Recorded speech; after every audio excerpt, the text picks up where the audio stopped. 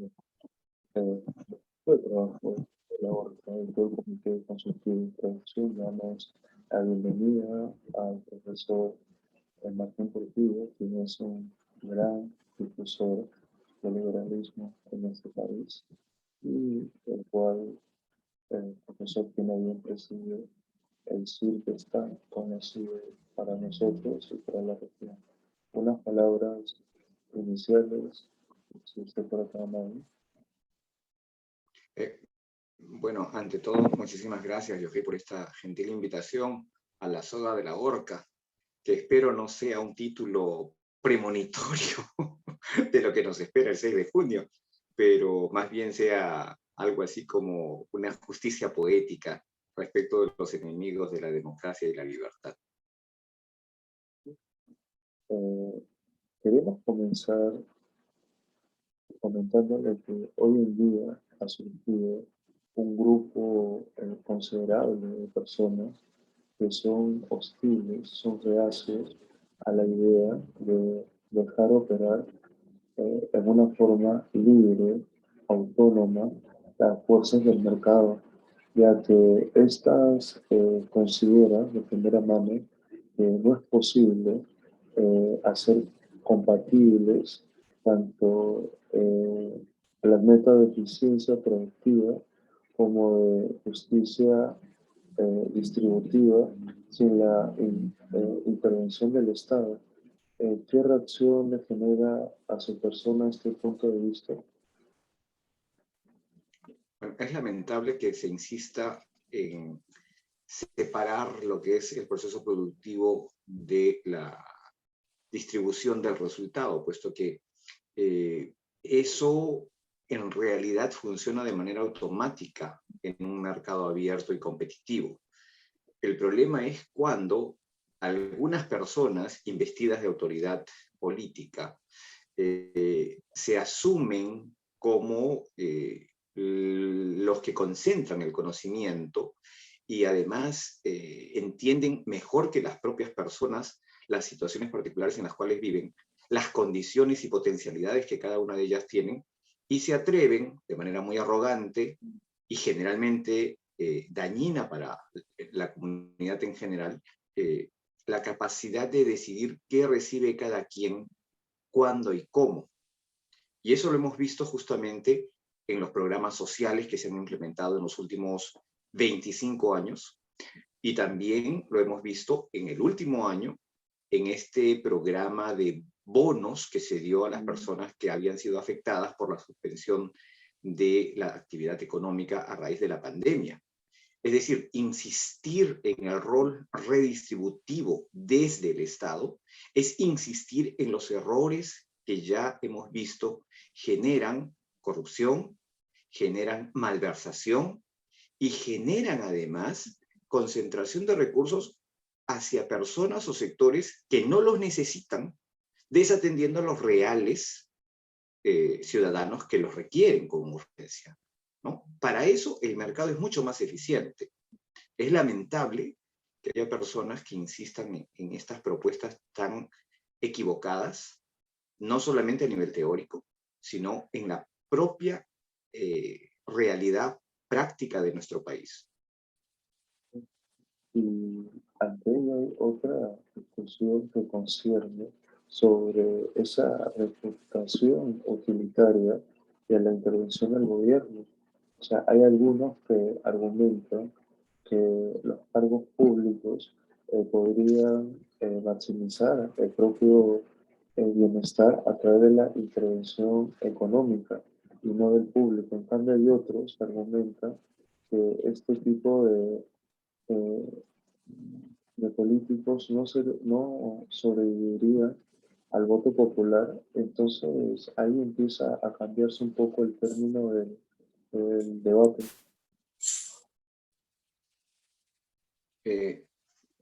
Es, digamos, el rol del Estado no es más que proteger los derechos y libertades ciudadanas, decidir ex ante cuál debe ser el resultado de las interacciones libres y voluntarias entre los ciudadanos no es competencia del Estado. Eso es un terrible error.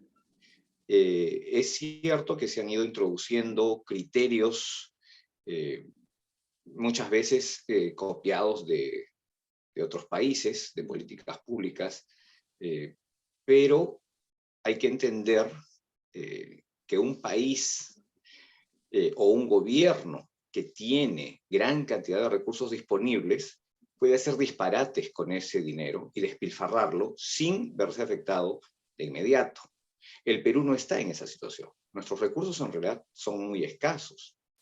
La acumulación de capital privado y de los recursos fiscales de los cuales dispone el futuro gobierno tampoco son demasiados. Por lo tanto, insistir en estas políticas de redistribución no son lo más adecuado ni lo más sensato. Habría que recordarle a la población que revise justamente las propuestas del primer gobierno del señor Alan García, los 3 primeros años que fueron de una aparente, de una falaz bonanza, en donde se dilapidaron muy alegremente los recursos del fisco, y luego los 2 últimos años. Y esos 2 últimos años sumaron 1 año y medio más del gobierno del ingeniero Alberto Fujimori. Es decir, la crisis que se provocó no se solucionó en 2 o 3 meses, duró casi 4 años. Y eso es algo que, al parecer, los economistas, tan dados en algunos casos a medir y calcular, ahora no quieren ni siquiera acercarse a la data numérica de esas fechas. Y eso es importante de conocerse. Y, por ejemplo, cuando nosotros tratamos lo que respecta a la teoría de la renta, vemos que esta está prácticamente subdesarrollada. Y en lo que respecta a la teoría de la transición, tanto del paso del socialismo al capitalismo, vemos que esta está pidiendo de manera airada, hasta a gritos, más trabajo, porque cuando nosotros vemos una cosa tangible que es sobre Marx, muchos comentan que este no era un keynesiano, sino que cuando uno lee los estudios de estos economistas soviéticos, uno puede caer prácticamente eh, a la conclusión de que esa caída de la Unión Soviética, sobre todo en sus últimos 20 años, se debió más que todo a que estos pseudo líderes relajaron la oferta de dinero y recurrieron reiterativamente a la inflación para no solamente así resolver los problemas de corto plazo, sino que esta prácticamente fue la maldición del sistema. Más allá de eso, que es un detalle no menor, está el tema de la eliminación del sistema de precios. Cuando la propiedad privada desaparece, la única forma de establecer los precios que tenemos es valorando cada quien los bienes que posee y por cuánto los desearía intercambiar en un mercado abierto.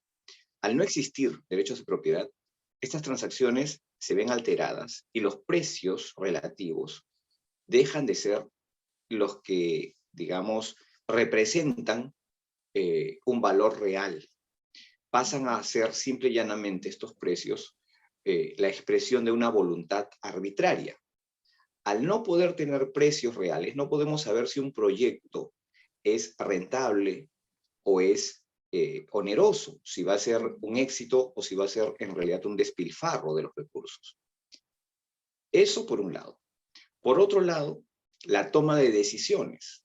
Si queremos abrir una empresa o queremos modificar, digamos, la producción de una determinada región,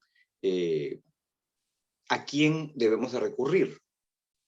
Debemos de recurrir al consumidor, que es el que nos dice, pero en un sistema socialista eso no existe. Hay que recurrir al permiso que otorga la autoridad central. podrían decirnos que el próximo año, en vez de sembrar papas, hay que sembrar tomates. Pero como sabemos, las zonas donde se producen tomates en el Perú son zonas medias y altas, es decir, el tomate no crece allí. Entonces, ¿qué habría que hacer para incentivar la producción de tomates en el Perú? Obviamente investigación, habrá que gastarse millones en investigación, ¿no? En establecer un transgénico apto para que los tomates puedan sobrevivir a temperaturas muy frías, y entonces de acá 5 o 10 o 25 años, tener al fin tomates, ¿no?, de altura. Y mientras tanto, vamos a importar papas. Mientras tanto, estos tomates que no se pueden producir tampoco, ¿de dónde los vamos a sacar? Mientras tanto, todo ese sector productivo que se ha dedicado ahora a lanzarse a un proyecto de crear un tomate de altura, ha dejado de dedicar esos mismos recursos económicos, ese mismo personal técnico, esa misma mano de obra calificada y no calificada, la han sacado del sector que estaba produciendo. Entonces, estas decisiones arbitrarias tomadas en base a criterios políticos, no en base a las necesidades del consumidor, son las que generan una destrucción de todo el capital acumulado, no solamente a nivel económico, monetario hablamos, sino del capital de conocimientos acumulado y transmitido, ya sea por vía formal o por vía informal, es decir, toda la serie de tradiciones que puedan tener los agricultores de menores recursos. Sumado a esto, ¿no?, viene el efecto en las zonas, digamos, urbanas o de consumo que antes eran abastecidas. Va a ocurrir desabastecimiento. Lo estamos viendo en el caso de Venezuela. Es palpable.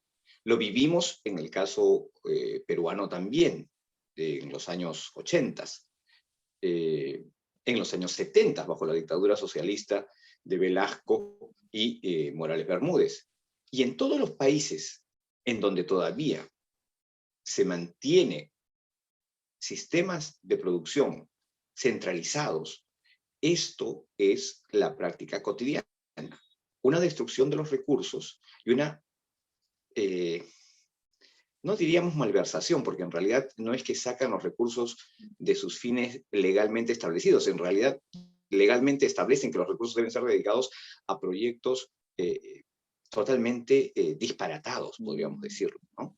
El hecho de que, por ejemplo, una crisis como la del petróleo, ¿no?, en los años 70 fue una decisión de los estados, ¿no?, tratar de elevar el precio de venta del barril, reduciendo la producción del mismo, la exportación.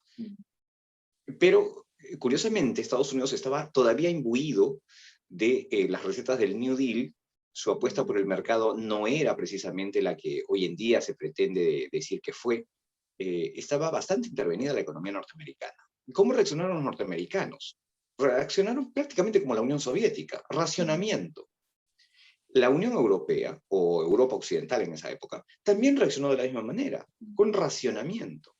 Y entonces comenzaron a sacar que los días lunes, martes y miércoles salían ciertos autos, y los días jueves, martes y sábados salían otros autos. ¿Qué hizo Japón?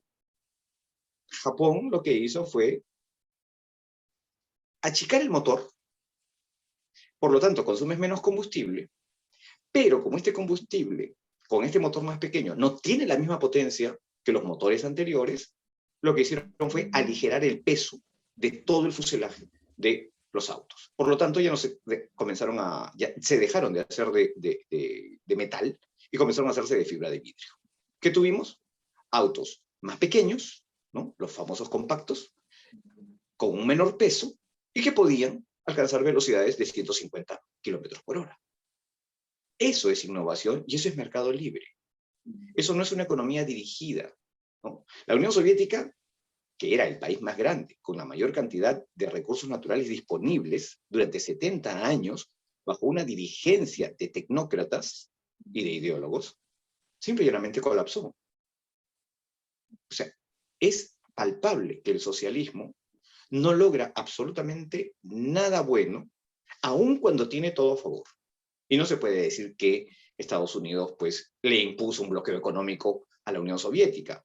Cualquiera que revisa los libros de historia sabe que más bien Europa Occidental y Estados Unidos se morían por establecer acuerdos comerciales con la Unión Soviética, que además proveía de gas y petróleo a la Unión Europea, ¿no? A cambio de esto era que podía obtener alimentos, porque la economía de la Unión Soviética jamás logró autosuficiencia en la producción de alimentos, teniendo las áreas agrícolas más grandes disponibles para cualquier estado de la Tierra, ¿no? Eso es un hecho impajaritable, podríamos decir, ¿no? Imbatible, innegable, ¿no? Que ahora nos vengan a proponer disparates, porque otra cosa no puede ser, es realmente penoso y expresa el gran desprecio que existe entre docentes, catedráticos, investigadores, por la data que está, digamos, abierta a cualquier investigador serio, ¿no? No es un odio o un prejuicio ideológico, no es la defensa de sectores empresariales. No, no, no, no. Aquí estamos hablando de millones de personas, de miles de familias que van a padecer hambre, como ya lo han padecido en otros países. Y no podemos, simple y sencillamente, contemplar eso con tranquilidad o alegría. Es una cosa que la historia nos ha mostrado.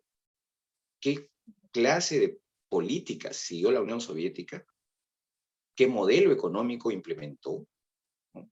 Y claro, para poder maquillar todo esto, como tú bien dices, la emisión monetaria, ¿no? Les pareció un método eficaz. Lo había venido haciendo también los Estados Unidos. Pero lamentablemente eso lo que hace es acelerar la destrucción del valor, ¿no?, de la moneda propia. Y por lo tanto genera inflación. La inflación no es que los precios suben, la inflación es que se comienza a emitir de manera inorgánica, ¿no?, circulante. Y eso simple y sencillamente genera un efecto todavía mucho más perverso. Si uno tiene un cuadro de Rembrandt, ¿no?, o de Cislo, podríamos decir en el Perú, por el múltiplo de la inflación, el valor de ese cuadro se va a elevar. Me pregunto yo, ¿quién en una comunidad campesina o en un cono de las ciudades de la costa peruana tiene un Cislo en su sala? ¿No? Ese es un bien de lujo. Pero los bienes que tiene la clase media y los sectores más pobres, por el valor de la inflación, se deprecian. Es decir, la inflación en realidad genera una apreciación de los bienes de lujo y una depreciación de los bienes que tiene la gente común. La inflación, por lo tanto, es mucho más dañina para la gente pobre y para la clase media. Pero prácticamente no afecta a los sectores más pudientes porque sus bienes se multiplican por el valor de la inflación. Eso también es un hecho innegable, ¿no? Proponer medidas inflacionarias en realidad es apoyar a los ricos, ¿no?, y burlarse de los pobres para convertirlos en miserables. Y es ahí cuando uno revisa de manera sistemática ese debate casi histórico entre la austríaca, representada por Ludwig von Mises, y la escuela neoclásica, representada por Lenin. O sea, ahí el gran debate gira en torno al problema del cálculo económico, porque Mises, como tantos otros estudiosos economistas austriacos, demostraron que es casi imposible, por no decirlo imposible, para cualquier institución social positiva realizar un cálculo económico. Entonces, uno puede concluir por qué el socialismo es imposible, tanto como error intelectual, como que también es imposible coordinar, sobre todo comportamientos sociales a través de un sistema de coerción institucional contra, eh, contra la libre interacción humana. O sea, uno puede argumentar que si no hay libertad para practicar el libre espíritu empresarial, sea, si la decisión de la decisión se toma de manera arbitraria y coercitiva, esa información casi subjetiva necesaria para el cálculo económico nacional no se puede creer. O sea, de que los posibles, o sea que eh, es casi imposible que tanto los agentes económicos aprendan a disciplinar su comportamiento en función de las tanto necesidades como las circunstancias. Sí, ciertamente es en el proceso de mercado, lo que cada persona requiere no se mantiene tampoco constante en el tiempo, ¿no? Las valoraciones son por eso subjetivas y la escuela austríaca, como bien mencionas tú, defiende justamente el valor subjetivo, en el cual lo que uno puede apreciar como más valioso, no necesariamente el vecino lo aprecia del mismo modo. Y esto, multiplicado por la cantidad de ciudadanos que puede haber en una provincia, departamento o país, nos indica justamente las fluctuaciones de precios, ¿no? Un ejemplo muy clásico es cuánto cuesta una Coca-Cola, ¿no? Cuánto cuesta la Coca-Cola en una discoteca, cuánto cuesta esa misma Coca-Cola en un restaurante, cuánto cuesta esa misma Coca-Cola en la tienda de mi barrio, ¿no? Y es la misma Coca-Cola, y es la misma cantidad de trabajo que, digamos, de acuerdo con la teoría objetiva del valor, está en ella, ¿no? Eh, es bastante interesante que no se discuta justamente esta teoría, ¿no? A nivel escolar y en los primeros años de las universidades, cómo se establece el valor. La teoría subjetiva del valor ha permitido explicar muy bien estas aparentes dicotomías, ¿no? o inconsistencias que la teoría objetiva del valor no puede resolver. Eso de la plusvalía es tan irreal, ¿no? Sostener que un trabajador que, digamos, produce Coca-Colas, ya, no digamos Coca-Colas, digamos alfileres, ¿no? O en un taller textil, ¿no? Algunos trabajadores ganan más en un taller y otros ganan menos en otro taller, y pueden estar produciendo lo mismo para proveer a una tienda mayorista. Eh, ¿Cómo se explicaría esto? No es por plusvalía, es simple y sencillamente por el grado de aceptación que pueda tener, digamos, el trabajador respecto de lo que puede o no recibir como pago por sus servicios en función de las expectativas probables o posibles de empleos alternativos, ¿no? Si yo veo que no voy a conseguir otro empleo, pues acepto el que me están ofreciendo. Pero si veo que pueden ofrecerme algo más, voy a seguir insistiendo y voy a estar desempleado, entre comillas, ¿no? Hasta que logre el precio que yo deseo. Siempre y cuando haya más empresas, ¿no? Esto se verá premiado, digamos, por un mejor nivel de renta, de salario. Por lo tanto, haciendo la misma labor, ¿no? En una sola, en un mismo país, en la misma provincia o región, podemos encontrar que estas diferencias no se deben, de precio, no se deben al aspecto objetivo, ¿no? Como decía Marx, y todavía sostienen los marxistas, sino más bien a criterios totalmente subjetivos, ¿no? ¿Cuánto es lo que se considera como valioso, ¿no? ¿Cuánto es lo que el consumidor desea pagar en última instancia por un bien, ¿no? Y a partir de allí es que se establecen los precios de todos los factores de producción. No es ex ante, es ex post. Porque prácticamente nosotros creemos que el gobierno no solamente debe ser reducido porque la misma experiencia nos ha enseñado que la burocracia estatales tienden a crecer así de forma parasitaria, sino que además estos suelen abusar de los poderes que les confieren y a malgastar los recursos de la sociedad.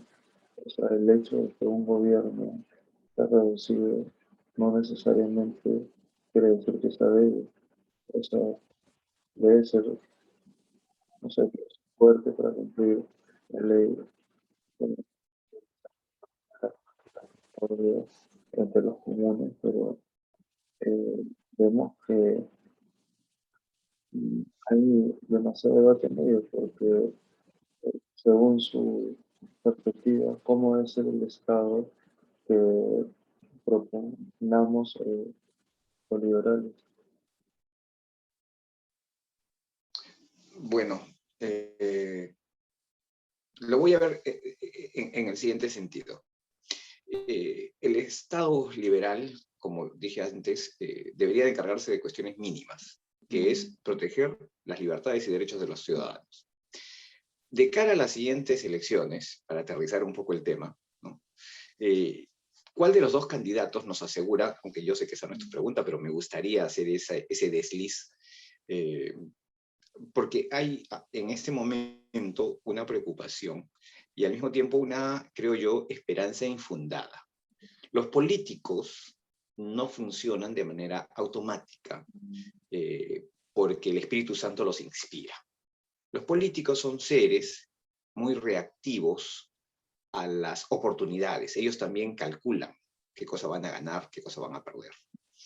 Y por lo tanto, hemos visto que Perú Libre y sus representantes, sus congresistas electos, tienen un discurso totalmente principista, quisiera yo llamarlo, es decir, fieles hasta la muerte a sus ideales, no están dispuestos a transar, a dialogar, ni a negociar.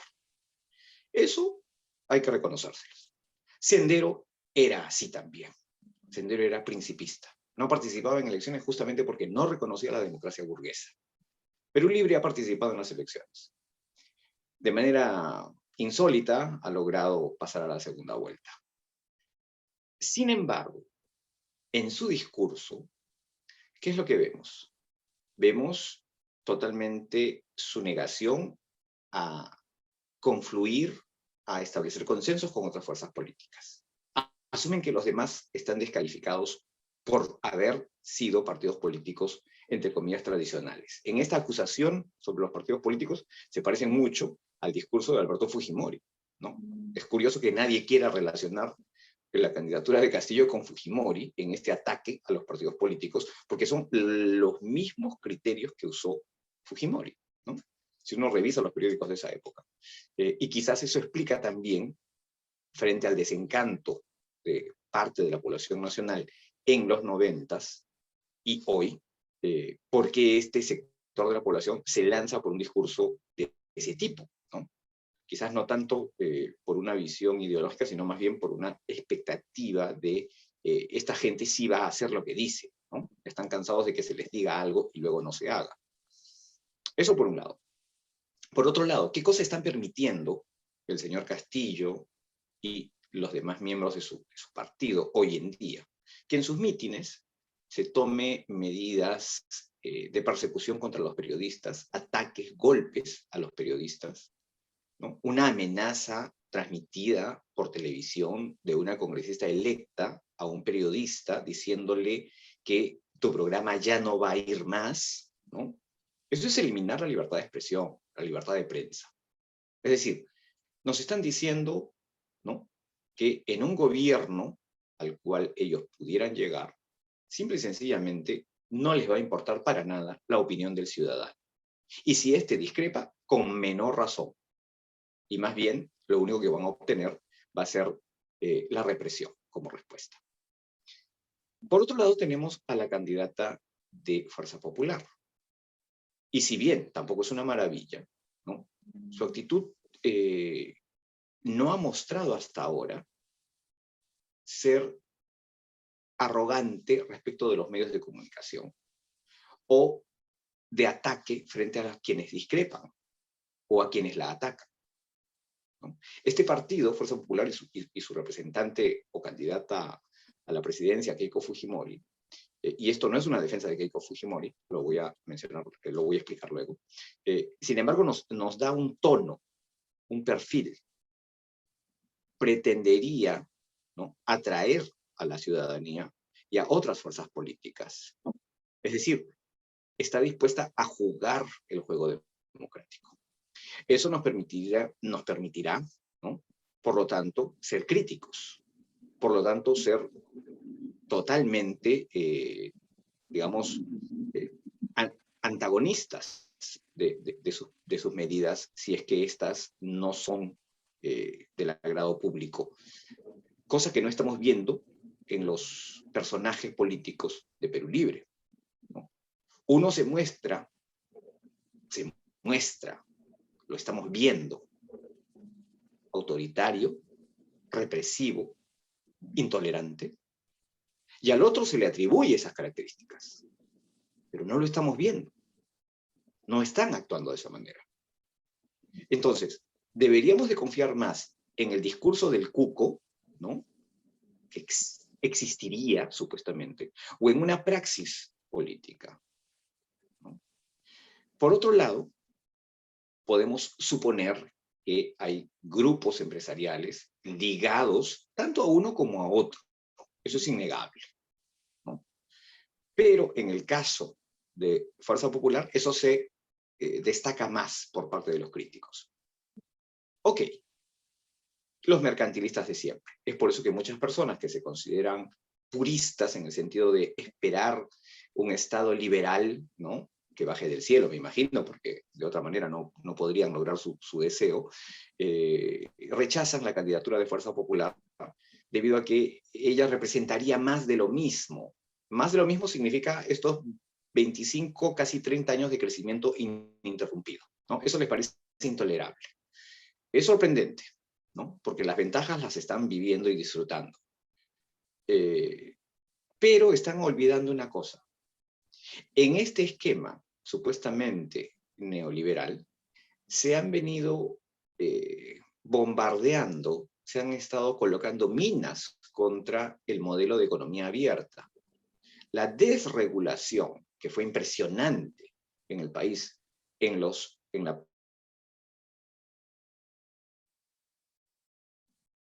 a partir del año 2001. Desde Valentín Paniagua se ha comenzado a poner pequeñas bombas, pequeños petardos, ¿no?, en todo el armazón normativo, ya sea tributario, ya sea para el establecimiento de contratos, para los requisitos para abrir negocios, y el vicio de la intervención estatal se volvió endémico en los gobiernos regionales y locales, nivel distrital, provincial y regional. Cualquier persona que esté en Chota, en Huancavelica, en Sicuani, en Zorritos, en Paita, en, no sé, Tinajones, y quiere abrir una pequeña tienda, ¿no?, sabe hacer quizás país de manzana, ¿no?, o mazamorra de membrillo, y quiere venderlo, ¿no?, va a tener que hacerlo de manera informal, de manera ilegal. Porque si quiere hacerlo de manera formal, se va a encontrar con una maraña de normativas, ¿no?, que prácticamente son, aparte de demasiado costosas para poder cumplir con esos requisitos, en el tiempo les va a demandar demasiado. Por lo tanto, no lo hacen. Pero qué curioso, en los primeros años de los 90, esas normas prácticamente fueron quitadas. Se disminuyeron ese tipo de controles. Y eso permitió un rápido crecimiento de la inversión pequeña, privada, nacional. Y atrajo la gran inversión privada nacional y privada extranjera. Pero, repito, todo eso se ha ido destruyendo de manera lenta, pero consistente, en los últimos 15 años. ¿Qué tenemos ahora?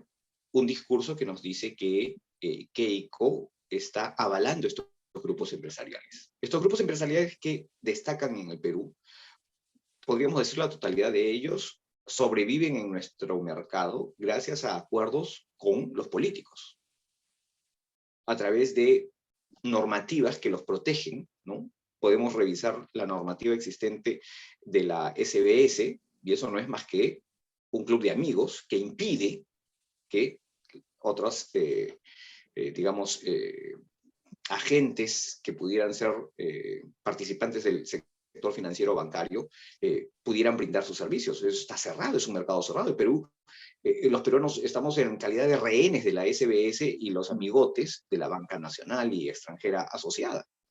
En ese sentido, ¿no?, lo que hay que hacer es exigir de Keiko Fujimori y el gobierno de Fuerza Popular, ¿no?, romper esas barreras. Cosa que va a ser imposible de hacerse con el señor Pedro Castillo y su movimiento. ¿Por qué motivo?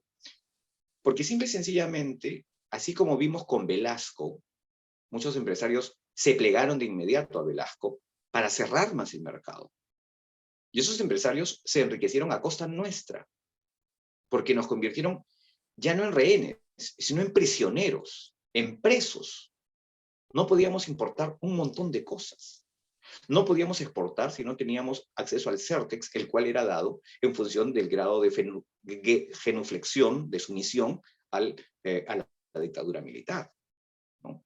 Por lo tanto, muchos empresarios, ¿no?, están recordando esas buenas épocas, ¿no?, donde los peruanos éramos una especie de rebaño que solamente podía recibir un tipo de alfalfa, ¿no?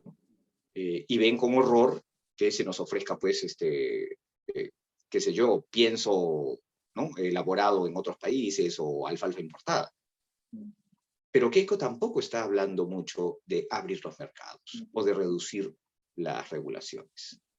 Yo creo que al ver que entre uno y otro, uno es más receptivo a la presión social y otro es totalmente reactivo e intolerante a la opinión crítica, la propuesta, ¿no?, de Fuerza Popular sería mucho más manejable para que se incida desde posturas liberales por una menor regulación y una mayor libertad para las personas.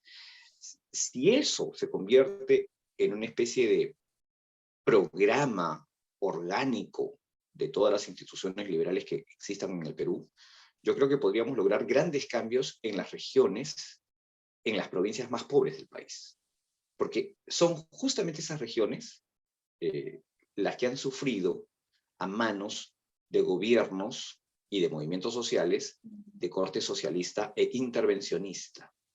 Es decir, ellos no viven, ni disfrutan, ni conocen qué cosa es la primavera de la apertura económica, ¿no? No la han disfrutado todavía.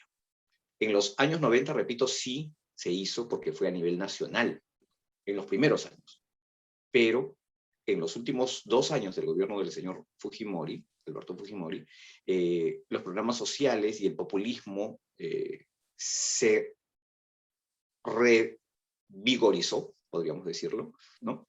Y esa herencia nefasta solamente fue mucho más celebrada por los gobiernos que vinieron posteriormente, al punto que hoy en día no podríamos reconocer la legislación fiscal del año 94, 98 con la legislación fiscal que tenemos hoy en día, ¿no? Y eso explica también la dificultad que tenemos y vamos a tener para la recuperación económica. Yo creo que esta pandemia es un buen motivo como para reflexionar sobre lo bien que nos fue en los 90 con 7.000 de inflación y cómo pudimos vencerla, ¿no?, y cómo podríamos superar esta crisis si es que miramos a esas reformas de apertura, ¿no?, y de confianza en los ciudadanos, no en los burócratas, sino en los ciudadanos, ¿no? Yo creo que por allí, si bien no vamos a implementar un Estado liberal, cualquier Estado, cualquier gobierno que pretenda respetar la libertad de las personas para innovar, crear un negocio, brindar trabajo a los demás, no debería de estar siendo criticado, debería de estar siendo celebrado. Porque si alguna persona, analfabeta o no, está dispuesta a invertir su tiempo, su trabajo y sus mínimos capitales, sus mínimos ahorros, en dar o crear un puesto de trabajo para otro conciudadano, debería de ser celebrado y homenajeado. No debería de ser puesto bajo la lupa, ¿no?, para saber cómo paga, cuánto paga. Porque al fin y al cabo, la persona que está recibiendo la oportunidad de trabajar, repito, si acepta ese trabajo es porque no tiene otra alternativa en su horizonte. Y solamente así se puede lograr crecer más rápidamente. Eso es algo que, si miramos Corea del Sur, si miramos Taiwán en los años 50, ¿no? Era, digamos, lamentable la situación de sus trabajadores, las condiciones salariales de esos países, pero en solo 10 años lograron ahorrar y capitalizarse.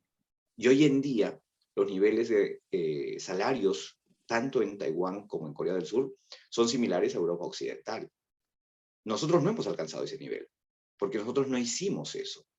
Nosotros nos dedicamos a perseguir a aquellos que brindaban trabajo, a aquellos que ahorraban, capitalizaban e invertían en el país. Los hemos perseguido, los hemos ahuyentado. Y ahora estamos volviendo a verlos como a los ojos. Eso es un gravísimo error de apreciación de la historia reciente, ¿no? Y yo creo que sería bueno que los jóvenes, al margen de la ideología que tengan, ¿no? Hay que ponerse a pensar, ¿tiene una persona derecho o no tiene derecho a brindarle trabajo a otro? Podríamos decir que no tiene derecho. Ahora, la persona que solicita un trabajo debe ser obligada a no trabajar porque no se le ofrece la cantidad que alguien desde su escritorio ha decidido que tiene que pagársele. ¿Con qué derecho yo, funcionario, le voy a decir a otra persona, a la cual no conozco, tienes que pagarle tanto a tal persona? Eso no es algo que debamos de permitir o tolerar. Los salarios son precios, y los precios se deciden en el mercado. La intervención de los precios, ¿no?, siempre han generado disminución en la oferta del producto o bien ofrecido. Y cuando se controlan los salarios, se reduce la cantidad de puestos de empleo, ¿no? Se acaba de regular, o se ha presentado una propuesta de ley para regular las pensiones de los colegios particulares. Es otro disparate, es una medida que pretende ser políticamente celebrada, pero que va a generar la ruina de muchas personas que han invertido en este país para abrir proyectos educativos. Y los proyectos educativos más innovadores generalmente empiezan en un garaje, ¿no? No empiezan con grandes capitales, porque los grandes capitales generalmente se dedican a negocios, digamos, exitosos. Pero la innovación no es exitosa, porque la innovación es algo nuevo, es algo que nadie más ha visto. Por lo tanto, no es muy fácil de conseguir capitales para un proyecto nuevo. Es en el proceso lento de creación, de realización de esta innovación, que esta va a traer grandes capitales. Tenemos de ejemplo a la compañía Google, ¿no? Y podría hasta citar a Modesto Montoya, que señala que no se invierte en ciencia, ¿no? Pero ¿no se invierte en ciencia o es que las empresas no reciben incentivos por invertir en ciencia? No es que no se invierta, es que no hay incentivos para invertir en ella, ¿no? Entonces, yo creo que si apostamos por un Estado liberal, los que nos llamamos liberales, debemos de exigir a los distintos gobiernos, ¿no?, mayor apertura, menor regulación, que los contratos se cumplan, ¿no?, que las cortes sean muy eficientes en ese sentido. Y entre Fuerza Popular y el partido del señor Castillo, ¿no?, cuyo nombre es un eufemismo que me niego a pronunciar, simple y sencillamente debemos de entender frente al proceder de estas semanas cuál de estas dos propuestas nos está mostrando un talante autoritario, dictatorial. Porque sin tener poder proceden así. ¿Qué será cuando lo tengan? En el otro caso es solamente propaganda. Que la señora Keiko o que Fuerza Popular sea autoritario o no, perdón, pero eso fue hace 30 años. Y estamos viendo que ahora no están procediendo así. Son permeables, repito, a la censura. Entonces, eso ya es una garantía de que vamos a poder presionar y no nos van a eliminar si es que protestamos. Si es que usted me lo permite, nos ha llegado una serie de preguntas, las cuales hemos sintetizado por cuestión de tiempo y entre un conjunto de ellas nos pide que hablemos de los sistemas totalitarios, otros sobre posmodernidad y por último sobre la revolución molecular disipada. Pequeño, yo creo que hay que tener a concepción de que todo sistema totalitario se basa en la tiranía de un pensamiento único.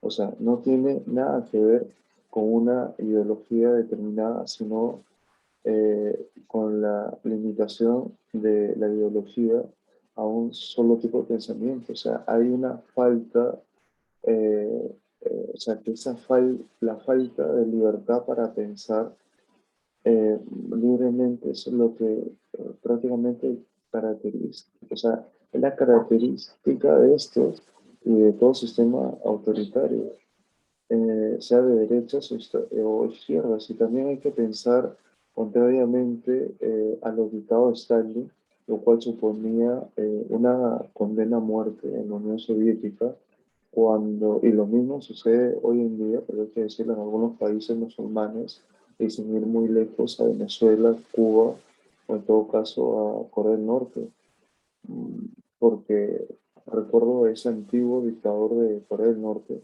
que mató a tiros en público al director de orquesta porque simplemente no le gustaba la música.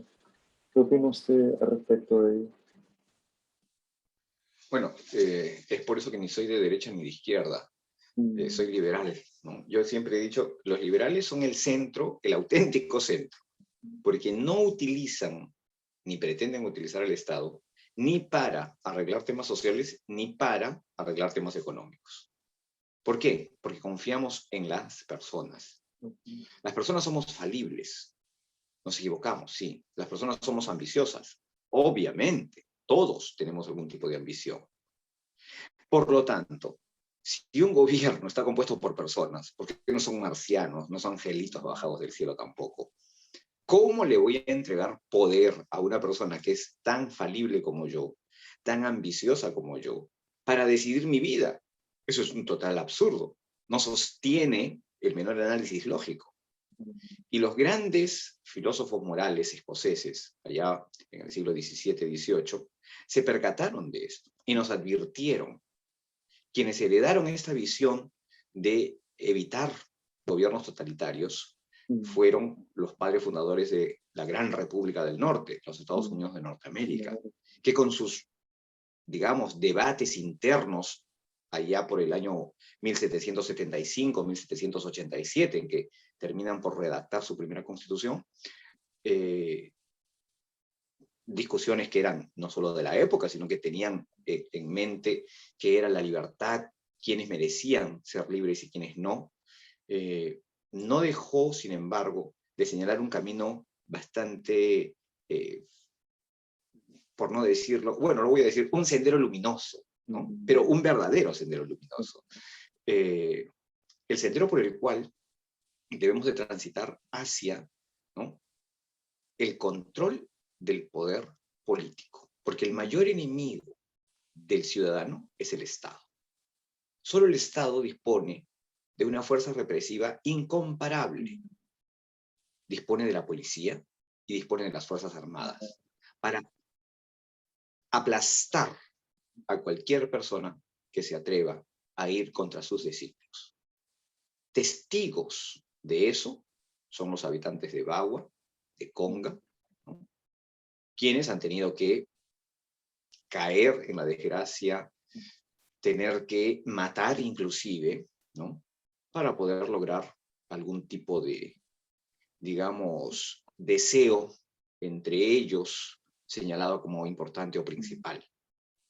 Pero si el Estado no tuviera la propiedad de los recursos naturales, si el Estado no tuviera la potestad para decidir quién invierte, dónde, cuándo y cómo, sino yo como persona, que soy dueño, que soy propietario, decido si permito o no que se invierta en mi cerro o debajo de mi laguna.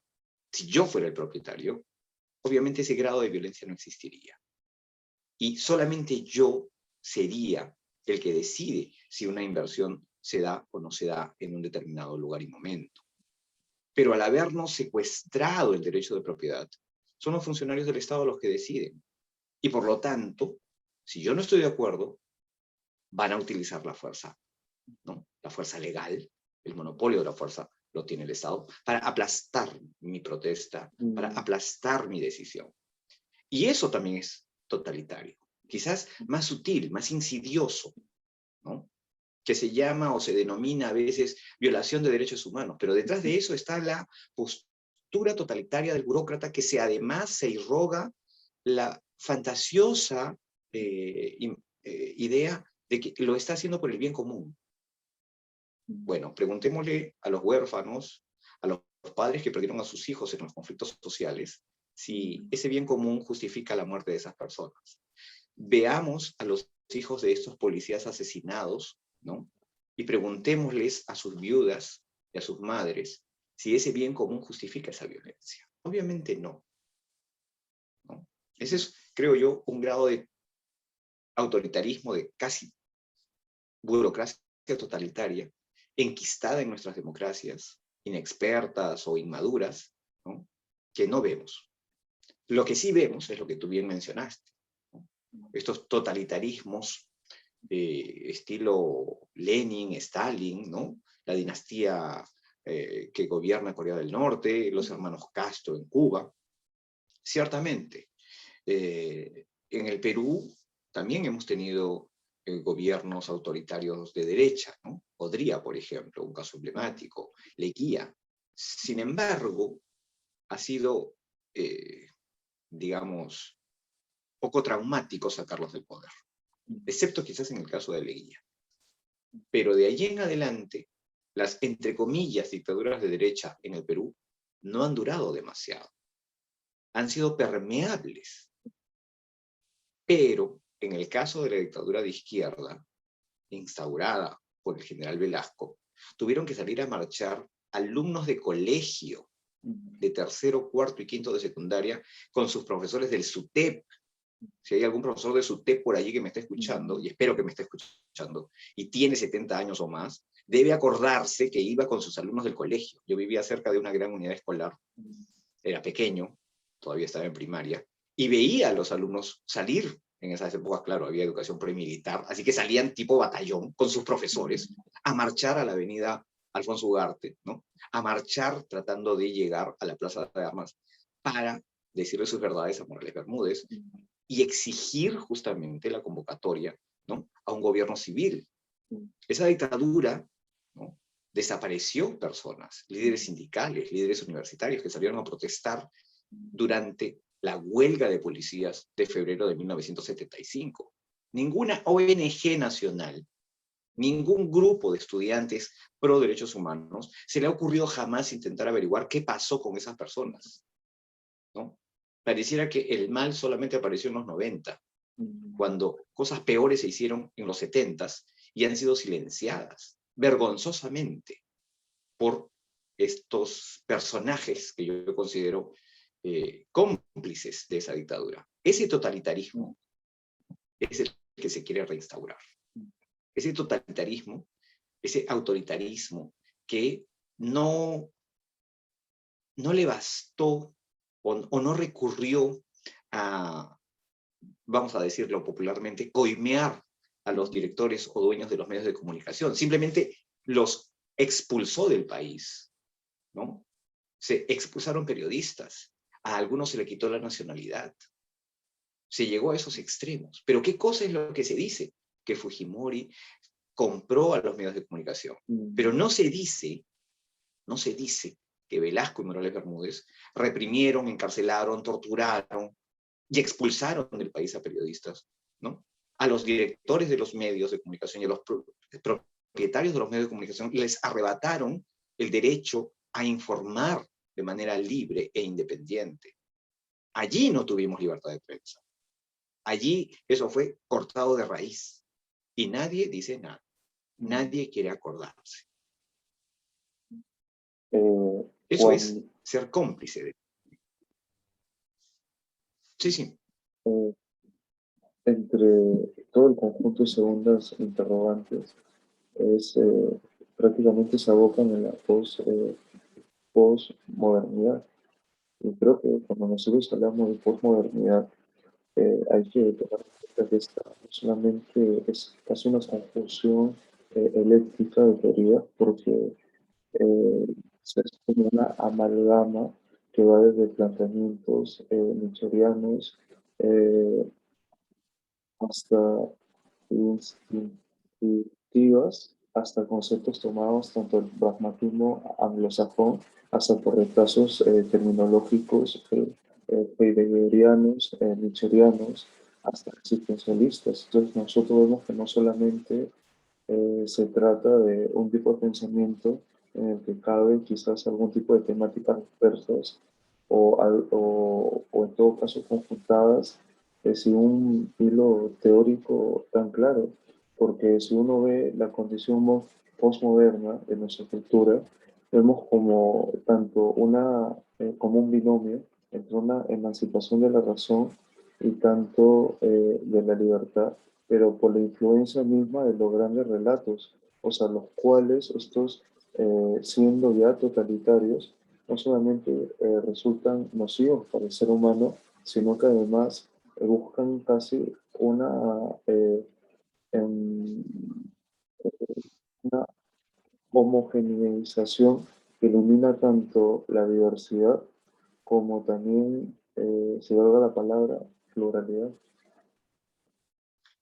Eh, Mira, yo la verdad no sé si estemos eh, más allá de no sé cuántos miles de universitarios hayan revisado los textos que has mencionado y hayan hecho carne, esencia, el discurso postmoderno. Para mí, nuestro país, y lo está demostrando el candidato que está primero en las encuestas, está en el siglo XIII, ¿no? Tenemos una vocación mesiánica, tenemos una postura prehumanista, ¿no? A nivel moral, a nivel económico, ¿no? A nivel social, a nivel político, ¿no? Cada presidente regional en realidad se asume como si fuera un pequeño señor feudal y actúa en consecuencia, ¿no? Eh, Hay un hecho que quizás pueda ser ejemplificador. En 1827, 3 años después de la independencia lograda en la batalla de Ayacucho y 6 años después de la proclamación de la independencia hecha en Lima por el incomparable don José de San Martín, la gente de Ayacucho se rebeló contra el gobierno, exigiendo el retorno del virreinato, nada más y nada menos. El sur siempre ha sido así. El sur peruano es el que concentra a la ultraderecha nacional, que puede tener un discurso de izquierda, eso es irrelevante. Su postura siempre ha sido de recurrir al poder absoluto, de esperar un líder, ¿no? Como lo fueron antes románticamente, en el relato romanticista, los incas eran soberanos benevolentes, ¿no? Y después el rey, ¿no? Su sucesor legítimo por derecho de conquista. Y por lo tanto, lo que hicieron los iquichanos, es la famosa rebelión de los iquichanos, es exigir el retorno del virreinato, ¿no? Los indios de la zona pedían nuevamente al virrey, porque era la única autoridad que podía restablecer el equilibrio político de las élites locales. ¿Y qué cosa es lo que estamos viendo ahora? Estamos viendo una reedición más de esta búsqueda de un gobierno que sea para siempre, ¿no? En las palabras del futuro curaca o apo suyo Bermejo, ¿no?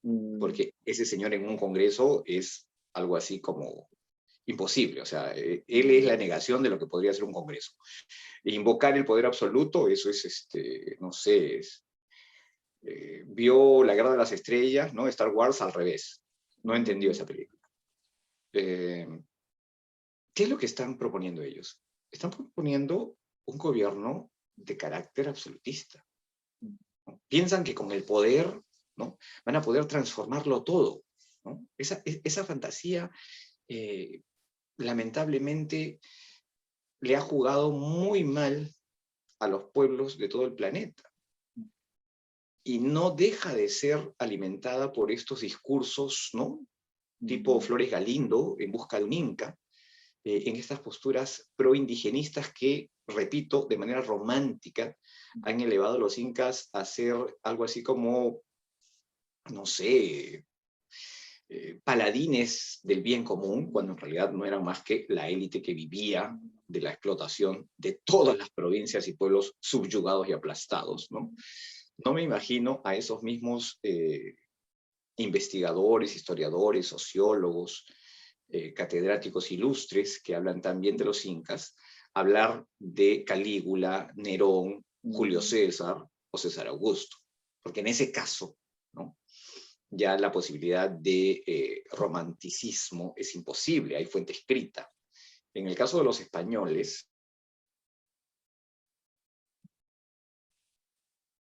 ser también bastante romántica respecto del gobierno de los incas, y es a través de esa visión romántica que hoy en día se pretende, curiosamente, se nos dice hay que mirar a lo nuestro, hay que desoccidentalizarnos, pero estamos usando fuentes occidentales, los primeros conquistadores, que son los que nos cuentan maravillas de los incas, ¿no?, y son ellos los que alimentan este mito popular. Sin embargo, recomiendo a cualquier persona que pretenda indagar con sincera vocación patriótica el tema, los libros de María Rostorosa, ¿no? Y ella es una de las primeras que no recurre a los cronistas y más bien recurre a los documentos judiciales, a los juicios entre los propios indios. Y es allí donde se van a detectar usos y costumbres que los cronistas no habían señalado, pero que sí expresan bastante bien las dinámicas del poder que existían. Es a partir de allí que podemos ver también cómo se trataba y cómo se respondía ante la insolencia de los pueblos libres que eran invitados a formar parte del señorío de los incas. Y si estos se negaban a formar parte del Tahuantinsuyo, el castigo que les sobrevenía, ¿no? Entonces, ¿cómo podríamos hablar de un gobierno justo, igualitario? Esta forma tan romántica, este gran discurso, este gran relato creado, alimentado por intelectuales, no ha hecho más que alterar nuestra propia versión de las fuentes y nuestra propia capacidad para entender ese pasado, ¿no?, tan, podríamos decir, de sumisión abyecta, en la cual los Hatunrunas, que eran la gran mayoría de este país en esa época, de este territorio en realidad, estaban bajo una élite, ¿no?, que era la élite de los incas. Para que recién en la República comencemos a ensayar algunos de los valores que tratamos de implementar después de la Revolución de 1776 y 1789, la Revolución norteamericana y francesa. Un proyecto que ya tiene 200 años y que lamentablemente no ha logrado cuajar, creo yo, suficientemente, ¿no? Pero no, yo pienso que somos todavía un pueblo premoderno, ¿no? Yo pienso que el sector ilustrado en nuestra nación lamentablemente ha sido cooptado por una vertiente de la modernidad que ahora se pretende postmoderna, cuando estamos muy lejos de lo que son los principios y valores que alientan la modernidad, ¿no? Y esos principios y valores están reflejados en sistemas mercantiles abiertos. La modernidad es imposible sin libre empresa, sin libre contrastación, sin la superación de las guerras religiosas y por lo tanto la implementación del diálogo y el debate a nivel religioso, teológico, el respeto a las diferencias. Eso es algo que todavía lo acabamos de escuchar y me sorprende que no haya habido un rechazo estridente, ¿no?, en un científico. Modesto Montoya ha dicho y ha usado términos racistas, ¿no? Ha englobado a todos los serranos como personas que no mienten y a todos los costeños como personas que mentimos, ¿no? Habría que recordarle que ese famoso y supuesto saludo a Masúa, a Mayuya, a Maquella, ¿no? No seas ocioso, no robes y no mientas, solamente se le puede decir a una persona que es mentirosa, que es vaga y que es ladrona, porque si no lo fuera, no tiene ningún sentido decirlo, ¿no? La prohibición sobre algo, ¿no? O la recomendación negativa para no realizar un acto es porque lo realizas. Nadie le dice a alguien, oye, no pierdas el tiempo, si es que es una persona diligente. ¿Alguien ha escuchado alguna vez en una oficina o en el colegio, estudia, decírselo el profesor al más chancón del salón? Imposible, ¿no? Ese refrán en realidad nos expresa también una visión de la población del Tahuantinsuyo, los Jatunrunas, como personas mentirosas, ociosas, ¿no? Y dadas al robo. Y repito, esa no es una frase que existió en la época de los incas. Eso fue creado en el siglo XX, ¿no? Es lamentable que un científico, un físico de la talla del señor Montoya, haya caído pues en esta, digamos, en esta visión de grupos raciales, ¿no? O étnicos. Y eso nos indica cuán poco modernos somos, ¿no? Podemos manejar celulares y desde un celular, desde un iPod, exigir la destrucción de la inversión privada. Es así de incoherente o de contradictoria nuestra existencia. Entre otras consultas es sobre la revolución molecular disipada y nos dicen, ¿usted considera que debe ser manejado por los estados como un asunto de seguridad nacional y los manifestantes deben ser considerados objetivos militares? En la revolución molecular disipada, creo que su tesis principal que tiene esta doctrina es que las manifestaciones populares tienen un objetivo principal que es llevar un Estado a, a los que ellos llaman guerra civil permanente. ¿Usted cómo lo considera? No termino de captar bien el sentido de la pregunta. ¿Qué es lo que...? Sí, porque dice que, o sea, cuando nos dicen que la revolución molecular disipada y si ustedes consideran que esta debe ser manejada por los estados como un asunto de seguridad nacional y los manifestantes deben ser considerados objetivos militares.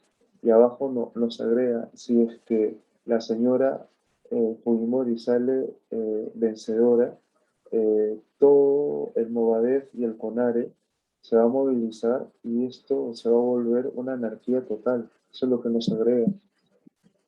Ah, bueno, ya. Habría que ver cuánto sacó de votación el señor Castillo. La quinta parte del Perú. Ahora, el problema no es el señor Castillo. El problema es que nosotros no tenemos derechos en este país. Y por nosotros me refiero tanto a los que votaron por el señor Castillo como por los que no votaron por Castillo. O sea, el 100% de la población. Y digo no tenemos derechos porque un derecho fundamental con el cual todos los que nos están viendo van a estar de acuerdo es el derecho a la vida.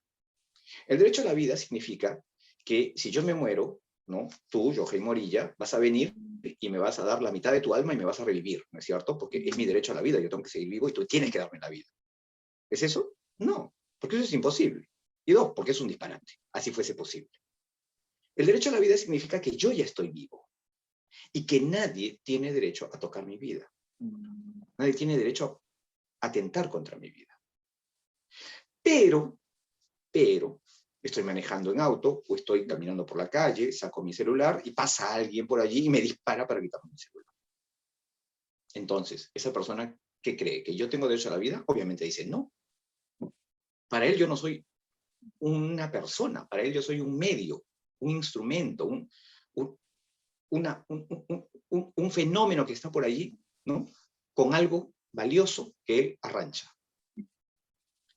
Entonces, ¿cómo es que yo, a quien se me ha enseñado, se me ha dicho que tengo derecho a la vida, puedo realmente defender mi vida? Si es que yo, como portador de la vida, porque el vivo soy yo, el que está vivo soy yo, tengo la capacidad para defenderme. Y la única forma en que yo puedo defender mi vida es si yo puedo portar armas. Y en este país no se puede portar armas libremente. En primer lugar, hay demasiados requisitos para poder obtenerla, para importarlas y para usarlas. No es que yo tengo la pistola y ya, la puedo usar. No. Depende cómo la use, puedo ser acusado de criminal o no. Entonces, ¿a dónde quiero llegar con esto?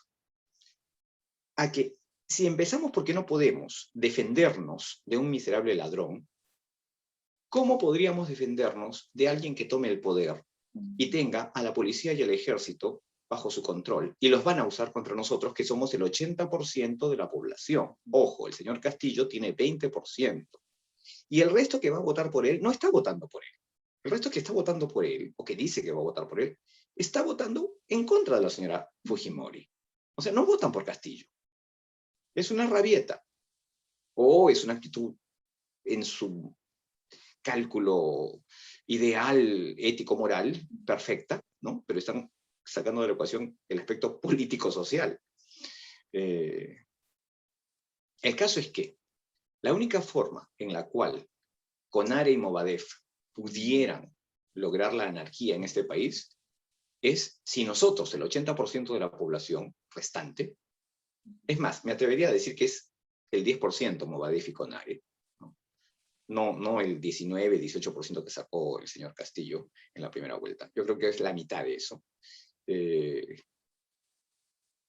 Si el resto de la población no usamos, aunque sea una onda con piedritas, para defendernos, obviamente ellos nos van a someter a la anarquía. Lo presenciamos hace unos meses, en noviembre, cuando hubo esta serie de muchachos que no tenían nada que hacer en su casa, se aburrían porque estaban encerrados muchos meses, ¿no? Hicieron catarsis, ¿no? Cualquier psicólogo serio podría entender ese proceso como una catarsis social, no como una protesta contra la corrupción. Eso es nada más que palabrería güera. Porque si realmente les hubiera importado la corrupción, en cuanto se descubrió que el gabinete del dictador Vizcarra y el propio Vizcarra se habían vacunado, se hubieran ido a marchar contra la casa del señor y todo su gabinete. Y no lo hicieron. No lo hicieron. A ellos no les importaba la corrupción, simplemente era un mecanismo de salida de esa presión de la cual hablaron los psicólogos al inicio y los psiquiatras cuando se cerró el país y se dijo, esto va a provocar una olla de presión. Estalló con Merino. Allí era simple y llanamente salir, ¿no? Y se utilizó políticamente. Pues bien, pero ¿cuántos eran? ¿Eran los 9 millones de limeños? No, señor. No eran ni siquiera 1 millón de personas. 8 millones de personas fuimos culpables de inacción. Fuimos cómplices de esa violencia. ¿Por qué? Porque no movimos un dedo para impedirlo. El mal no avanza más que cuando el bien se paraliza.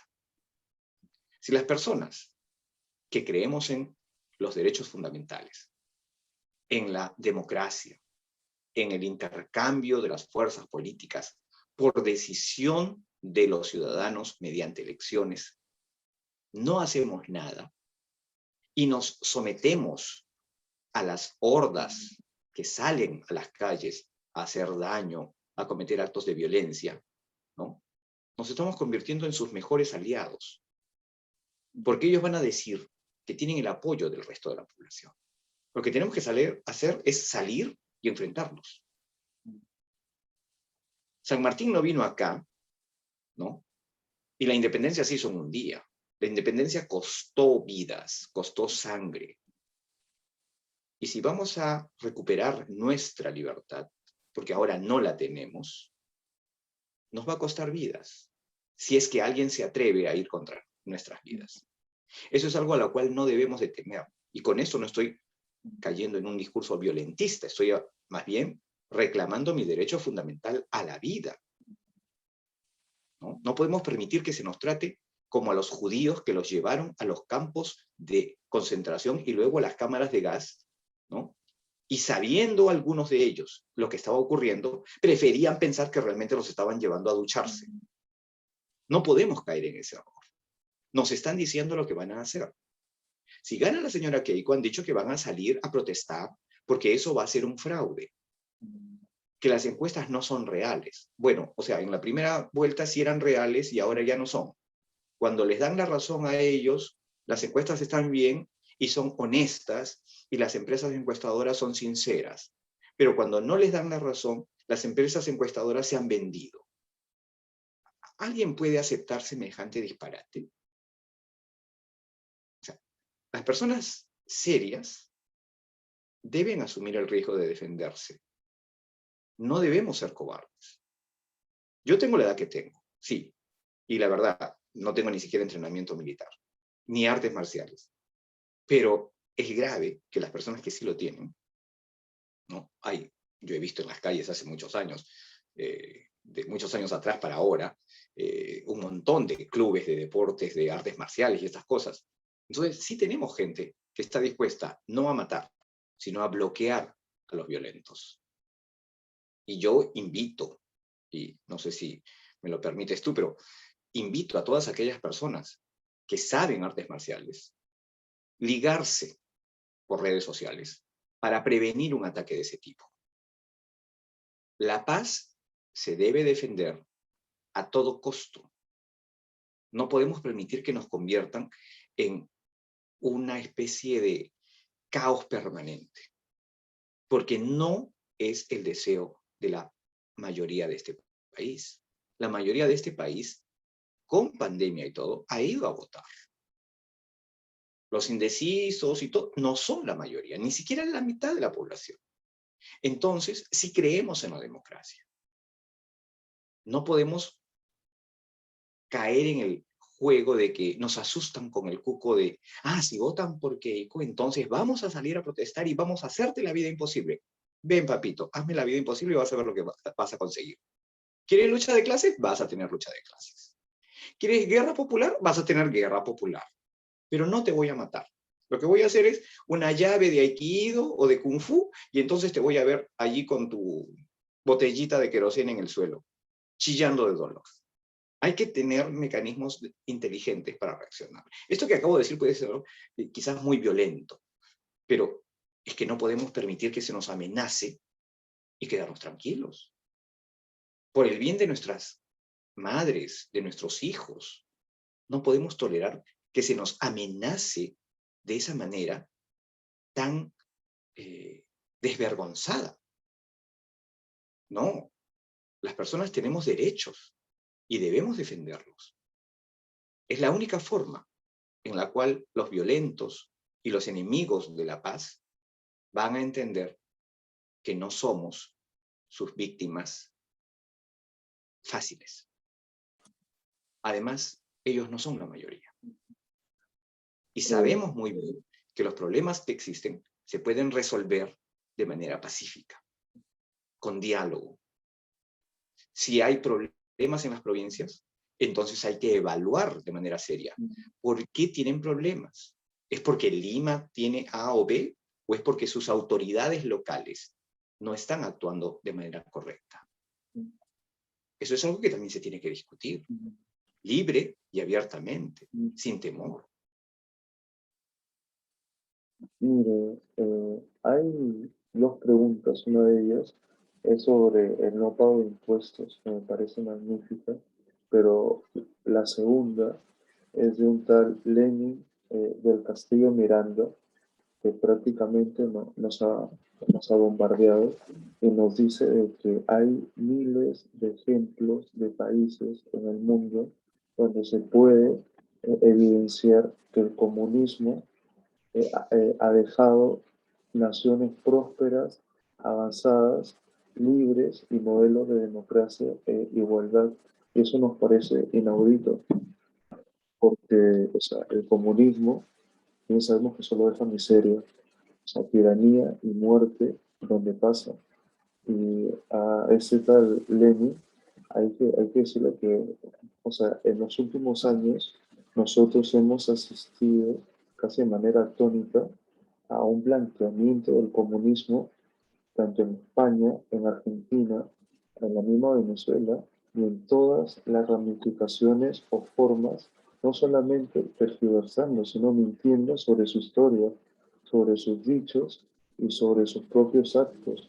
O sea, ellos blanquean a las organizaciones de terroristas, a las organizaciones comunistas y marxistas en sus diferentes versiones, tanto leninistas o maoístas, cuyos logros eh, no dan para la democracia porque, o sea, estos regímenes solamente consisten en asesinar, secuestrar y extorsionar.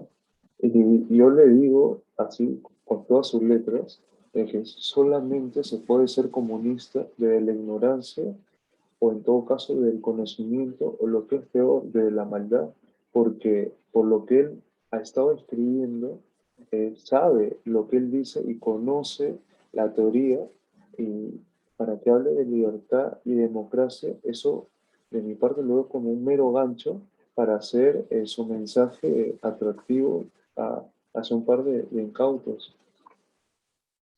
Bueno, yo pienso que Lenin es un visitante de otra galaxia, Mm, quizás de un universo paralelo, porque que yo sepa, en este planeta no existen miles de países, en primer lugar. No llegamos ni a 400 países, los estados reconocidos. Ahora, si él nos puede citar países no reconocidos por la ONU, eh, enhorabuena, pero que yo sepa, tampoco existe. Todos los estados están reconocidos por la ONU, salvo unos cuantos que ni siquiera alcanzan a 10. Y así. sumando los países de la ONU más los que están fuera, estos no llegan ni siquiera a 500. Así que hablar de miles de países, ya eso raya con la ciencia ficción. Y Mm, ciertamente el comunismo es ciencia ficción. ¿Por qué? Porque no es algo que exista, es algo que ellos dicen que va a existir algún día. Pero cuando logran tomar el control de los países, cuando logran gobernar y no les va bien y fracasan, dicen, eso no era comunismo. Lo dijeron cuando fracasó la Unión Soviética. Dijeron, no, cuando cayó la Europa Oriental, no, eso no era socialismo, mm, el socialismo real. Inventaron la palabra socialismo real. Luego salieron con esto de la, la famosa, el socialismo del siglo XXI en América mm, Latina. Venezuela es la prueba de un país miembro de la OPEP que está con niveles de pobreza tan grandes que ha tenido que presenciar la emigración en tiempos de paz de población en la cantidad y condiciones que solamente se ve cuando ocurren guerras. Yo creo que ni siquiera, proporcionalmente hablando, la cantidad de iraquíes y sirios que han fugado de la crisis provocada por el enfrentamiento entre los grupos terroristas y el ejército norteamericano en la región, proporcionalmente han emigrado tantos. O sea, a pesar de ser esa una zona de guerra, no ha salido tanta gente de allí. Sin embargo, de África sí. Y en África, ¿no? Precisamente es uno de los lugares en donde por décadas el socialismo se impuso a sangre y fuego después de las independencias. Y eso lo debe de saber cualquier persona que revisa la historia sin apasionamiento.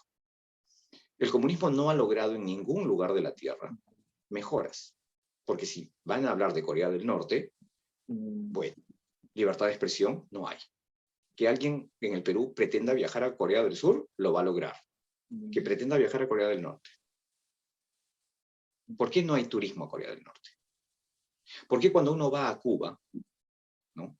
Solamente te restringen ciertas áreas para visitar y no puedes visitar el resto? En cambio, un cubano viene al Perú y se ve al cubano en la punta del cerro, debajo de una canoa allá en los ríos de la Amazonía, tiene completa libertad para pasearse por todo el país y visitarlo, y si es un espía o no, ni nos enteramos. Pero si un peruano viaja a Cuba, no tiene los permisos necesarios para visitar cualquier lugar de Cuba. Ni siquiera en la propia capital, La Habana, está permitido ir a cualquier lugar. Hay una segregación total respecto de los turistas, que son en realidad los que llevan euros y dólares, ¿no? Somos algo así como conejillos de indias para el gobierno cubano. mm. Pero los cubanos para el gobierno peruano no son conejillos de indias. Son personas que vienen como visitantes y pueden pasearse por el país sin ningún problema.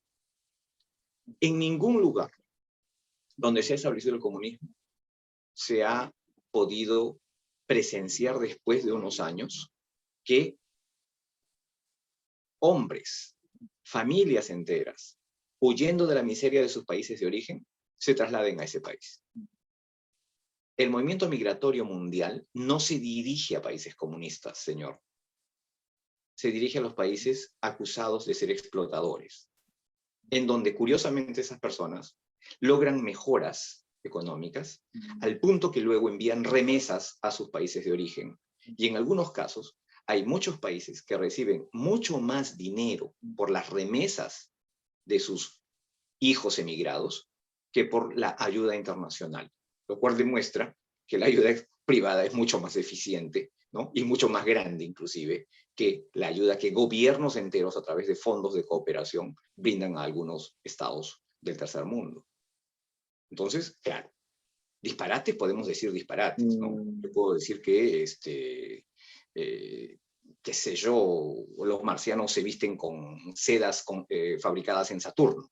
Y puedo creer en eso, ¿no? Y puedo estar convencido de eso, y hasta puedo pintar un cuadro, ¿no? De un marciano vestido con sedas fabricadas en Saturno. Pero habría que mandar una sonda a Marte, ¿no? Y otra a Saturno, y ver si es que existen larvas de seda, de gusano de seda en Saturno, y hay fábricas de telares de seda en ese planeta.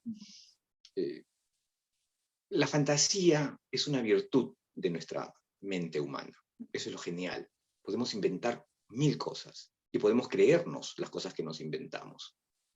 Pero la dura realidad nos hace aterrizar, ¿no? Es por eso que el comunismo es muy bueno para gente dada a la fantasía, ¿no? Pero, lamentablemente, los padres de familia, los jóvenes que buscan mejorar sus condiciones de vida, en esos ámbitos nunca han logrado desarrollar su potencial. Generalmente escapan, ¿no?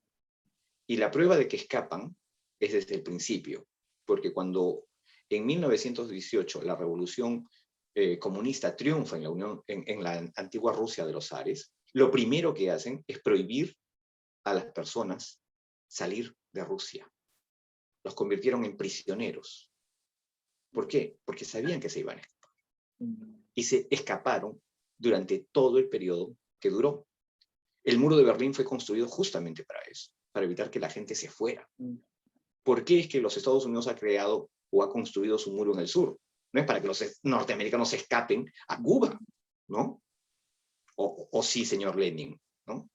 ¿No será para que centroamericanos, sudamericanos, no entren a Estados Unidos, la patria de la explotación? Hay que tener un poco más de visión materialista, hay que ser más realistas, hay que hacerle caso en ese sentido a Marx, ¿no? Hay que ver la materia, no la idea. No hay que ser tan idealistas y fantásticos, ¿no? Eso en cuanto a si el comunismo realmente puede ser defendible. Como ideal, yo creo que es muy hermoso, muy lindo. Y en cuanto al socialismo, yo creo que sí es más posible estar de acuerdo con ellos. Porque el socialismo, como bandera, no dice algo, como deseo, no dice algo que los liberales no deseásemos también. El problema está en cómo lo quieren lograr, ¿no? Y los liberales sostenemos que es a través de la libertad y no a través del Estado que se pueden alcanzar esos objetivos nobles de disminución de la pobreza, ¿no? De igualdad de derechos ante la ley y de el desarrollo en la mayor medida posible de nuestros potenciales y capacidades. Eso se logra en libertad. No se logra bajo una discrecionalidad de la burocracia o bajo normativas impuestas desde arriba. No. Y para eso también el último siglo es una evidencia aplastante. Por ese lado, con los socialistas se puede discutir acerca de cómo lograr eso que ellos quieren. Y los socialistas no nos van a ganar en ese sentido. Los medios que ellos emplean generalmente no logran el resultado deseado. Pero en países grandes, medianos y pequeños, en donde una pequeña porción de libertad se ha permitido, el crecimiento, el progreso, la reducción de la miseria y la pobreza han sido evidentes. Países de África hoy en día que ya están siendo, digamos, alcanzados por la estabilidad política y que se han empezado a abrir al mundo, han empezado a crecer y han empezado a atraer capitales. Y países que tenían gran cantidad de recursos, pero que no se han abierto al mundo dentro de África, siguen en la pobreza y la miseria, a pesar de los grandes recursos que poseen. Entonces, hay que hacer la tarea, ¿no? Hay que contrastar los ideales con la data concreta de los casos a los cuales nos referimos. Eso es lo mínimo que se le pide a una persona si pretende hablar seriamente, ¿no? Si fuese esto una conversación sobre ciencia ficción, claro, yo no podría decirle nada al señor Fleming. Y respecto del pago de impuestos, me mencionaste, ese es un tema que yo siempre he admirado a Robin Hood. Bueno, quizás porque vivía en el bosque y a mí siempre me ha gustado el bosque, yo me crié en una chacra, mi familia eran campesinos, pero cuando ya crecí y entendí qué cosa hacía Robin Hood, me pareció genial, ¿no? Y lo que me pareció, voy a decirlo, asquerosamente odioso, fue la tergiversación de la historia de Robin Hood. Porque Robin Hood no le quita el dinero a los ricos, se lo quita al recaudador de impuestos, se lo quita al Estado, porque es el Estado el que le roba a los campesinos de Sherwood, a los aldeanos de la comarca de Nottingham, ¿no? Y si miramos nuestra historia y queremos encontrar a un personaje autóctono, aborigen, ¿no? Ese es Tupac Amaru. Tupac Amaru es nuestro Robin Hood. Él se enfrenta contra el cobro de impuestos y contra la malversación de los recursos que se cobran en nombre del rey por parte de malos funcionarios. ¿Y cuánto cobraba el rey de España en impuestos a los indios? 4% por IGB. Hoy en día pagamos 18% y nadie se queja. Ni siquiera los socialistas. Eso es criminal. Ellos, es más, estoy seguro que todos los socialistas y comunistas de hoy serían colocados junto con Areche, ¿no? en la horca por Tupac Amaru. Porque Tupac Amaru se rebela contra el Estado. No se rebela contra los grandes hombres del dinero y del comercio. Él era uno de ellos. Pero él sabe que si nos quitan dinero del bolsillo, tenemos menos para comprar. Y si tenemos menos para comprar, tenemos menos confort y bienestar.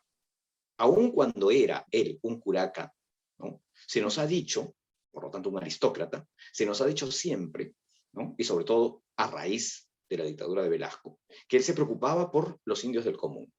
Y obvio, porque eran sus clientes. ¿Cómo no se va a preocupar por ellos? Modernamente, ¿no? Se ha tratado de desideologizar la figura de Tupac Amaru y sí, se ha reconocido que ciertamente él se preocupó por sus clientes, porque eran los que le compraban. Pero al subir los impuestos, se quedaban con menos dinero, por lo tanto dejaron de comprarle. Y dos, él que se dedicaba al tráfico comercial entre el Alto Perú y el Virreinato del Perú, comenzó a sufrir de tasas impositivas cada vez más elevadas. Por lo tanto, se rebeló. A mí me sorprende que la gente de Gamarra, los comerciantes de Caquetá, no se rebelen, ¿no? Pero hay un motivo. Hoy en día, nosotros los ciudadanos estamos prohibidos de portar armas. En esas buenas épocas, la aristocracia indígena sí podía tener armas. Por eso es que pudieron rebelarse, ¿no? Claro, el tema es que se rebelaron en un momento inadecuado, no tenían aliados externos, no podían recibir pertrechos y finalmente pasó lo que tenía que pasar más tarde que temprano. Fueron derrotados. Pero el hecho es que cuanto menos impuestos pague usted, señor padre de familia, señora madre de familia, usted va a poder comprar más pollo, más carne, más pescado para su familia. Sus hijos van a crecer mejor, los va a poder mandar a un mejor colegio, o va a poder pagarle clases particulares si es que lo tiene en un colegio estatal. Y vamos a darle menos dinero a esa tira de corruptos y cacasenos, como los llamó Mario Vargas Llosa en los 90, ¿no? Que son los que nos tienen en la situación tan triste en la cual estamos hoy en día. ¿Para qué queremos darle más dinero a los políticos y a los burócratas? Y esos funcionarios que realmente saben muy poco de lo que dicen, si es que no saben nada. No tiene sentido. A veces es sorprendente que nos quejemos, porque a veces nos quejamos, de que no han gastado todo el dinero en buena hora, ¿no? En buena hora que no se hayan gastado el presupuesto público. Algo está quedando allí para las vacas flacas, para la época en la cual estemos realmente en problemas. Lo que hay que hacer es reducir los impuestos. Si reducimos los impuestos, nos vamos a convertir más bien en personas con un mayor poder adquisitivo. Y eso se traduce en mayor demanda. Y a mayor demanda va a surgir por allí algún vecino con idea de negocios. O su propio hijo, que va a poner un negocio porque sabe que los vecinos tienen más plata. Claro, siempre y cuando no lo controlen, no lo cuestionen y no comiencen a regularlo y hagan imposible su vida. Pero una apuesta que indudablemente es a favor de cada uno de los habitantes de este país es la reducción de los impuestos, ¿no? Y me atrevería a pecar de político, pero lo voy a decir. Castillo debería de decir 0 impuestos para todo el sector agrícola nacional, desde el pequeñito hasta el grande. Yo creo que si él propusiera eso, ¿no? Vladimir Cerrón le da un ataque cardíaco o un aneurisma, ¿no? Y Castillo gana las elecciones fácilmente, porque eso ni siquiera se le ha ocurrido a la señora Keiko Fujimori, ¿no? Que, como repito, probablemente va a proteger los grupos económicos ya establecidos, a los cuales tenemos que cuestionar y a los cuales tenemos que obligarlos a abrir los mercados que han capturado en los últimos 20 años. Eso también hay que señalarlo, ¿no? Los impuestos son un precio que nos cobran por vivir en este país. Los impuestos, y los indios lo entendían bien, son el pago que se le hace al rey por los servicios que el rey brinda. Pregúntense ustedes, ¿están contentos con los servicios que el Estado actual les brinda? No, entonces no pague impuestos. Así de simple. Recuerden lo que hizo Gandhi en la India. ¿Cómo protestar contra la corona británica? Por la opresión la cual tenía a los indios, no pagar impuestos a la corona británica. Esa es la mejor revolución, no pagar impuestos. Dejar sin comida a esos políticos opresores, despilfarradores y corruptos. A mí me sorprende que ningún partido político lo proponga. Debe ser porque probablemente son parte de la misma familia. Pero sí creo que hay políticos honestos, sí creo que hay gente mayor, de mediana edad y joven, que entiende que el no pago de impuestos es la mejor política para mejorar las condiciones del país y, sobre todo, obligar a los funcionarios del Estado a vivir con poco y, por lo tanto, a pensar en cómo hacer con ese poco dinero lo más conveniente posible, es decir, gasto eficaz y eficiente, ¿no? Un presupuesto acotado permite un Estado mucho más eficiente. Bueno, ahora sí. Hay dos últimos, don Arturo Salazar Larraín y don Pedro Beltrán. ¿Qué usted siente al respecto cuando escucha estos nombres? Y si es que su persona fuera tan amable, ¿cuáles son los próximos eventos que usted tiene? Sabemos que el día de mañana va a estar con don Paul Loren y así sucesivamente, que usted nos podría describir y ahí culminamos. Gracias. Sí, sí, ya no me di cuenta del tiempo yo también. Bueno, don Arturo Salazar, desde el Olimpo liberal, él era católico, pero yo no. Yo soy pagano. Espero que nos envíe a Apolo y a Atenea para que nos ilumine a la hora de votar. Tuve la oportunidad de conocerlo. Ahora que lo mencionas, me hace recordarlo y me emociona un poco. Un hombre a carta cabal, un patriota convicto y confeso, que tuvo que pagar el precio de la libertad de expresión con el destierro en manos de la dictadura de Velasco, pero que no por eso dejó de amar este país y más bien regresó para formar gente capaz de entender que la libertad es importante para todos. Pedro Beltrán fue su maestro, ¿no? Fue su formador. A él solo lo he conocido a través de textos y de comentarios, pero también considero que fue un hombre de su época, y eso, digamos, desde la visión de ahora, le juega a favor y en contra, pero fue el único hombre en su momento que tuvo la valentía de presentar innovaciones y de presentar proyectos visionarios que lamentablemente en el Perú de esos momentos no atendieron, ni la prensa ni los políticos de la época. Y eso fue porque él veía más allá de su propio tiempo. Él se anticipó a fenómenos como los pueblos jóvenes y trató de implementar medidas para evitar que eso se diera. Simple y llanamente, al haber sido economista formado en la London School of Economics en Inglaterra, con los datos del censo de 1940, él previó, junto con otros que también vieron que iba a haber una explosión demográfica, pero él entendió hacia dónde se podía dirigir esa población y propuso medidas que no fueron lamentablemente tomadas en cuenta. Fue un defensor de la libertad de expresión y de prensa, ¿no? Yo creo que son dos héroes en nuestra historia reciente que debemos de revalorar, reivindicar, y a nuestros hijos y nietos hablarles desde la cuna de ellos, como modelos a seguir. Son hombres, por lo tanto cometieron errores, tuvieron sus fallos, pero ¿quién no los tiene? Sin embargo, sus aportes, su vocación por el país, por formar jóvenes y no tan jóvenes, por su vocación por el diálogo, su vocación por la capacidad argumentativa, es decir, su creencia firme en la capacidad racional de los demás, ¿no? Los pinta de cuerpo entero como personas lejanas de cualquier proyecto autoritario o totalitario, ¿no?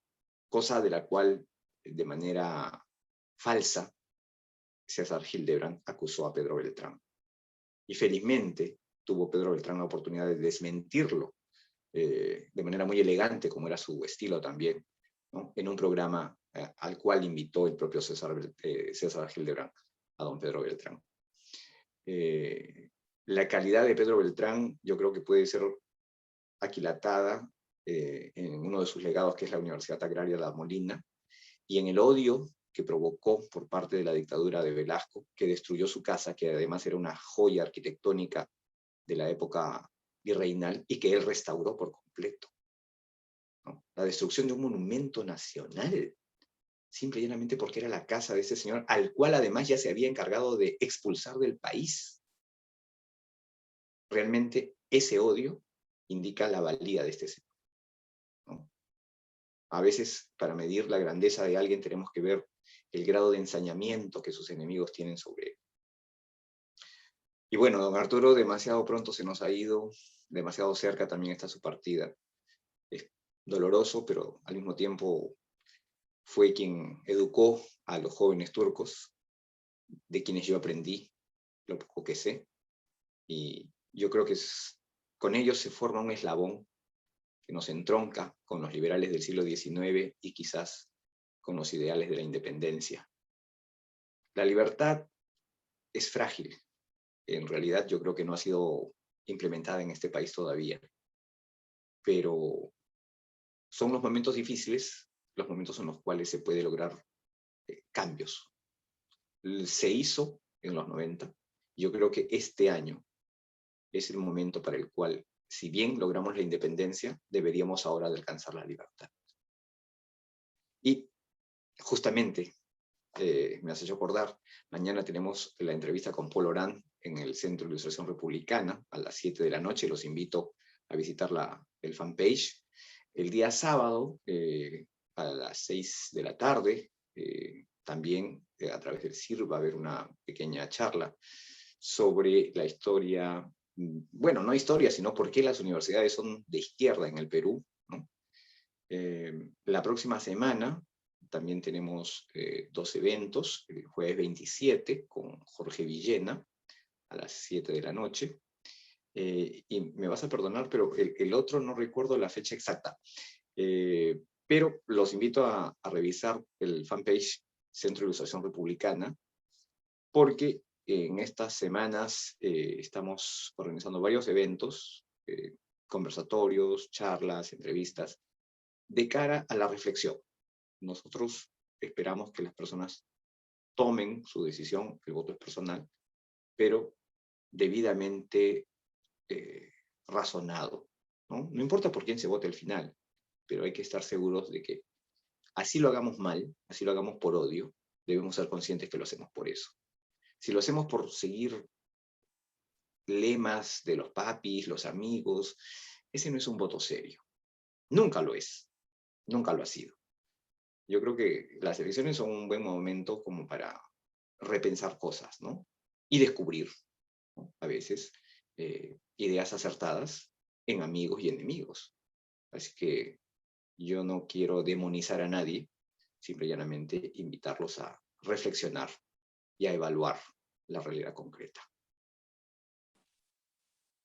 El equipo de trabajo sobre la horca de la producción del consultivo, sobre todo de mi persona, le damos las gracias por su apertura, por su gentileza, por ese trato tan cordial que siempre ha tenido para con nosotros. Así que, como se dice en la India y en Nepal, namaste, maestro. Agradecido. Namaste. Muchísimas gracias, Jesús. Gracias por la invitación. Y bueno, ya no retengamos más a los internautas. La hora es avanzada. Muchísimas gracias nuevamente por la invitación. Hasta luego.